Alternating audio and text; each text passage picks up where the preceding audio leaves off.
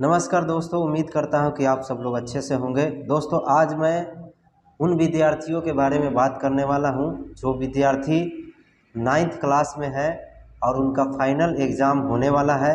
इससे पहले वाले वीडियो में मैंने बताया था कि उनका एग्ज़ाम जो है फाइनल का डेट तय हो गया है और वो डेट है 26 फरवरी। 26 फरवरी से 4 मार्च तक उनका एग्ज़ाम होगा।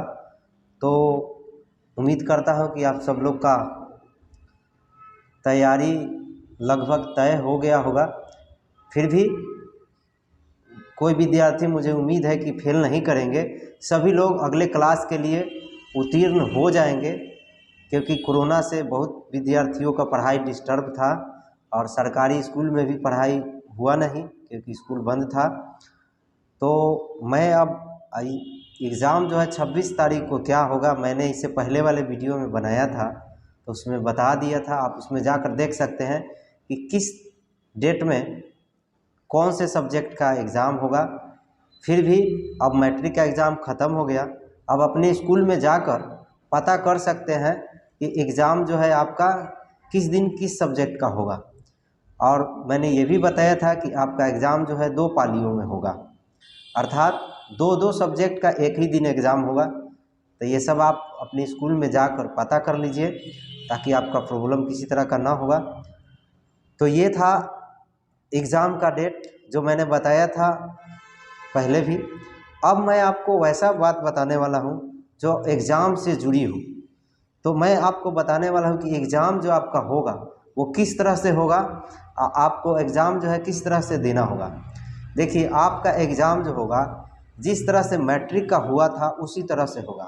पहली बार ऐसा बिहार बोर्ड ने किया है कि अपने तरफ से क्वेश्चन छाप कर सभी स्कूलों को दिया है और जस्ट लाइक जिस तरह मैट्रिक का एग्ज़ाम होता है उसी तरह से इसका भी एग्ज़ाम होगा। तो ये अच्छा है फ्यूचर के लिए, क्योंकि मैट्रिक में भी आपको इसी तरह एग्ज़ाम देना होगा और इसमें ओमर सीट का भी प्रयोग किया गया है। तो चलिए, अब मैं आपको बताने वाला हूँ कि एग्ज़ाम जो है ऑब्जेक्टिव भी होगा और सब्जेक्टिव भी होगा। कितना होगा, किस सब्जेक्ट में क्या कितना ऑब्जेक्टिव होगा, ये सब बातें करते हैं। देखिए, मैं आपको बताता हूँ सबसे पहले कि 6 सब्जेक्ट का एग्ज़ाम होगा आपका, जिसमें से 4 सब्जेक्ट ऐसे हैं जिनमें आपको 100 नंबर का ऑब्जेक्टिव मिलेगा। बहुत सारे विद्यार्थी सोच रहे होंगे कि 100 नंबर का ऑब्जेक्टिव मिलेगा तो सब्जेक्टिव इसका मतलब नहीं आएगा। ऐसा नहीं है।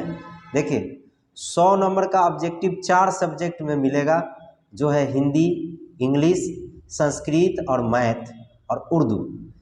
ये ऐसे सब्जेक्ट हैं जिनमें आपको ऑब्जेक्टिव प्रश्न जो है 100 को मिलेंगे, जिनमें से 50 को चूज करके बनाना है और 50 को छोड़ देना है। और 50 को से ज़्यादा पेंट नहीं करना है, नहीं तो वरना फिर आपको वो गलत हो सकता है, तो ऐसा नहीं करेंगे। और 50 नंबर का आपको सब्जेक्टिव मिलेगा। तो ये एग्ज़ाम का पैटर्न है 4 सब्जेक्ट का। अब मैं आपको बताने वाला हूँ 2 ऐसे सब्जेक्ट हैं जिनका एग्ज़ाम अलग होगा, यानी कि उसका एग्ज़ाम 80 नंबर का होगा। 80 नंबर का होगा, जिसमें से 40 नंबर ऑब्जेक्टिव होगा और 40 नंबर सब्जेक्टिव होगा। लेकिन ऑब्जेक्टिव सवाल जो है उसमें 80 पूछेगा, 40 को बनाना होगा चूज करके। जो आपको नहीं आता होगा वो छोड़ दीजिएगा, जो आता है उसको बनाना है। नहीं भी आता है तो 40 को आपको पेंट करना फिक्स है। और जो सब्जेक्ट में 100 को ऑब्जेक्टिव दिया है उसमें 50 को आपको बनाना ही पड़ेगा। तो आए ना आए 50 को चूज करके बनाना है, ये ध्यान में रखना है, छोड़ना नहीं है। और उसके बाद तो 40 में से 80 में से 40 बनाना है। तो इसमें से 2 सब्जेक्ट है, साइंस और सोशल साइंस।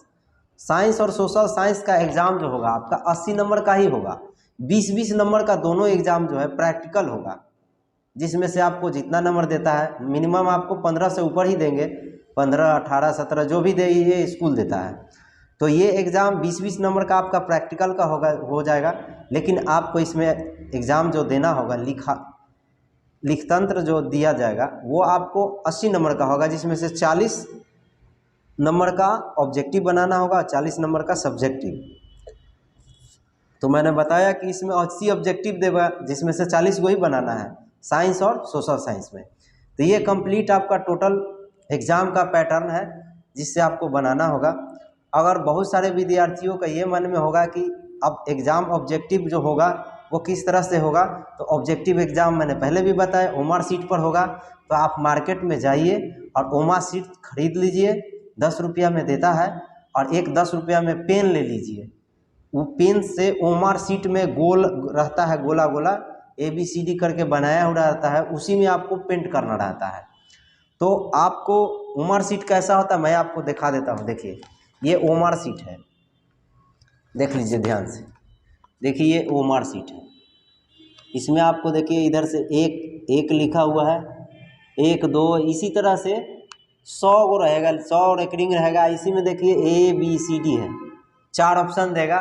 तो आपको क्वेश्चन में पढ़ना है, 4 ऑप्शन में से किसी एक ऑप्शन को सही करना है। अगर B सही है तो B को पेंट करेंगे, समझ गए। इस तरह से पेंट करना है। आप ओमआर शीट खरीदिएगा तो समझ में आ जाएगा।